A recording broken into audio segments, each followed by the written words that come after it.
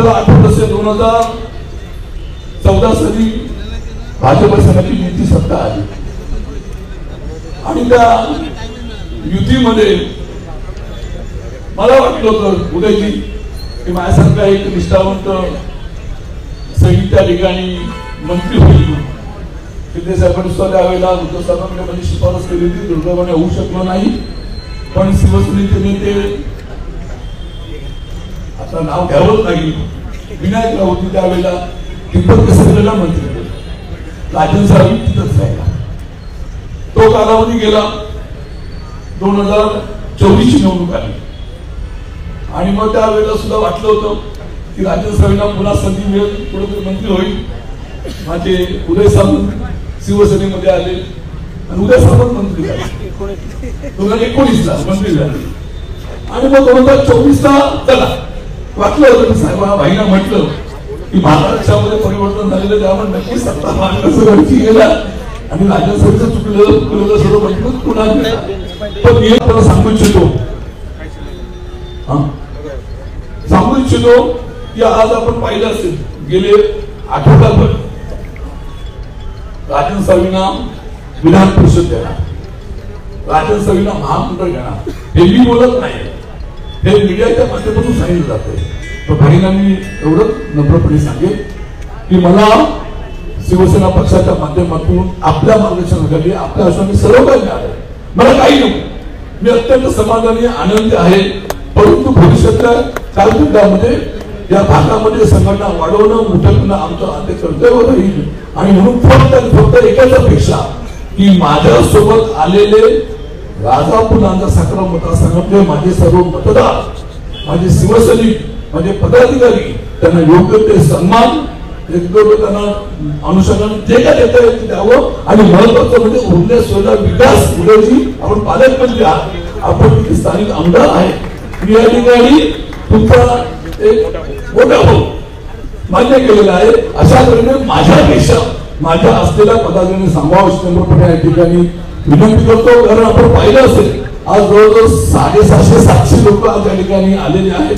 मतदारसंघामध्ये अनेक लोक आहेत. त्यामुळे उदयजी आणि किरणजी आपला मतदारसंघ मला वाटतं 90% पुढे जाऊन अशा तऱ्हेच्या या ठिकाणी भावना व्यक्त करतो. आणि धनुष्यबाण हातात घेऊनच शिवसेना वाढवली. पण मागच्या 3-3.5 वर्षामध्ये आपल्या हातामध्ये धनुष्यबाण नव्हता. जो धनुष्यबाण काँग्रेसच्या खांद्याला लावण्याचं काही लोकांनी काम केलं होतं, तो काँग्रेसच्या खांद्याचा धनुष्यबाण पुन्हा एकदा वंदनीय बाळासाहेबांचा शिवसेनेचा धनुष्यबाण शिवसेनेकडे ठेवण्याचं पवित्र काम जर कोणी केलं असेल तर ते एकनाथ शिंदे साहेबांनी केलेलं आहे. आणि म्हणून शिवसेना ही तुम्ही असं म्हटलं की प्रवाहामध्ये नवीन प्रवाहामध्ये येत आहे. माझं तर म्हणणं की तुमचा धनुष्यबाणाचा प्रवाह वर्षानुवर्ष चालू आहे. 3 वर्ष फक्त तुम्ही कुठेतरी वेगळ्या पक्षामध्ये होता, पुन्हा एकदा तुम्ही शिवसेनेमध्ये चालाय. जी शिवसेना वंदनीय बाळासाहेबांच्या विचाराची, एकनाथ शिंदे साहेबांच्या नेतृत्वाखाली चालते. मी जिल्ह्याचा पालकमंत्री आहे. शिंदे साहेबांच्या आशीर्वादानं मी आज आपल्याला शब्द देतो की ज्या ज्या ठिकाणी शिंदे साहेबांची ताकद वाढणार असेल, ज्या ज्या ठिकाणी शिंदे साहेबांचे हात बळकट होणार असतील, तिथं कुठचंही कॉम्प्रोमाइज करायला उदय सामंत आणि किरण सामंत तयार आहेत. हे जाहीररित्या आज या ठिकाणी मी सांगतो. कुठेही विकास कामामध्ये अन्याय होणार नाही, कारण शेवटी आपण कुटुंब म्हणून काम करतो आणि आपल्या कुटुंबाचे कुटुंब प्रमुख माननीय एकनाथ शिंदे साहेब आहेत.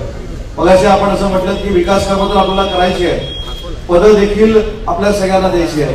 परंतु हे सगळं करत असताना मगाशी तुम्ही जे सांगितलं ते माझ्या दृष्टीनं महत्वाचं आहे की पूर्ण रत्नागिरी जिल्हा हा पूर्ण भगवामय आणि धनुष्यबाणाचा आपल्याला करायचा आहे. आणि त्याच्यासाठी आपण सगळ्यांनी हातात हात घालून काम करूया. आणि तोच शब्द मी एकनाथ शिंदे साहेबांना देतो. पुन्हा एकदा जिल्ह्याचा उदय सामंत आणि किरण सामंत यांचे अभिनंदन केलं पाहिजे. त्याने मला सांगितलं पक्ष मोठा होत असेल, पक्ष संघटना मोठी होत असेल तर प्रत्येकाला आपण आपल्या पक्षामध्ये सामील करून घेतलं पाहिजे. पक्ष मोठा झाला, पक्ष वाढला तरच आमची किंमत आहे. आणि म्हणून राजन साहेबी आपण देर आहे दुरुस्त आहे, देर आहे दुरुस्त आहे त्याला म्हणतो ना आपण.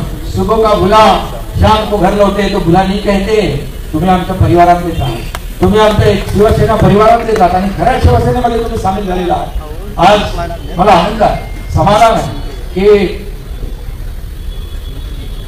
आज शिवसेनेमध्ये तुमचं सर्व परिवार, सर्व कार्यकर्ते, पदाधिकारी, हे मोजके आपण पदाधिकारी आणले अनेक असंख्य शेकडो हजारो कार्यकर्ते त्या ठिकाणी आहेत आणि तुम्ही मला आधी आल्यानंतर काय सांगितलं हेही मला माहित आहे. कुठली अशर्त न ठेवता या ठिकाणी शिवसेनेचं काम करायचं, पुढे जायचं, ही एवढी तुमची भावना भूमिका खऱ्या अर्थाने आपण बोलून दाखवली. पण या पक्षामध्ये जो काम करेल तो पुढे जाईल आणि म्हणूनच मी आज तुम्हाला खूप मनापासून शुभेच्छा या ठिकाणी देत असताना खरं म्हणजे ज्या पक्षाच्या विचारांना वाळवी लागली आहे तिथं कसा राहील राजन साळवी,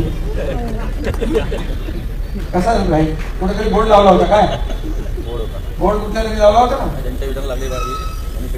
हा, ज्यांच्या विचारांना लागली वाळवी म्हणून तिकडे आले राजन साळवी. आता खरा विचार किती म्हणजे आज काल माझा परवा दिल्लीमध्ये महापराक्रमी आपले महात्मा शिंदे ही राष्ट्रगौरव पुरस्कार मिळाला. मला शरद पवार साहेबांच्या हस्ते पुरस्कार मिळाला.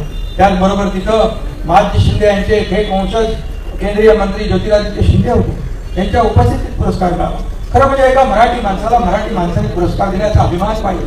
खरं म्हणजे अभिमान पाहिजे. किती जळणार, किती जळफळाट होणार तुमचा, किती शिवाय साथ देणार तुम्ही. माझी लाईन कापण्यापेक्षा तुमची लाईन वाढवा ना, तुमची लाईन वाढवा, काम करा, लोकांमध्ये जा आणि लोकांमध्ये जा. परंतु घरी बसलेल्या लोकांना लोक स्वीकारत नाही. हे विधानसभेच्या निवडणुकीने दाखवून दिले. आणि हा एकनाथ शिंदे ज्या खडा रहता वही से लाईन सुरू हो जाती है आणि ती जनसेवेची लाईन असते, कामाची असते, लोकांच्या सेवेची लाईन असते, हे मी या ठिकाणी सांगू इच्छितो. खरं म्हणजे